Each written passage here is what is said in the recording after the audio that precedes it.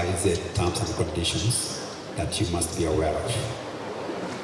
That's more not on pricing, but on what was removed completely from. So that shows our working relationship with sector regulators, and we recognize the presence. We are paying in good time, and we'll be motivated to even do better.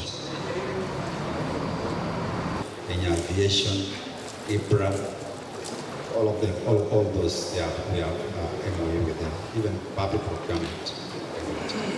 So in those, I mean, what we have seen is that we have seen no growth, right? Because the challenges that our customers are facing are really real time. We did a report this year where we've seen a 15% increase in our use of funds for medical emergencies.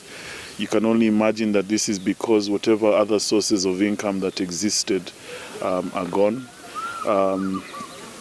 The good thing, however, is we've seen 43% of our loans are still being used for business use, and that's where we prefer our loans being used. So we are now hoping that within the next 2 years or so we can get that number to closer to 60% of our loans being used for business use. Us are borrowing loans at very high interest rates, and the reason for that high interest rate is because of losses that come about because of lending. You know, when they give out the money, they lend money to individuals for consumption or for businesses.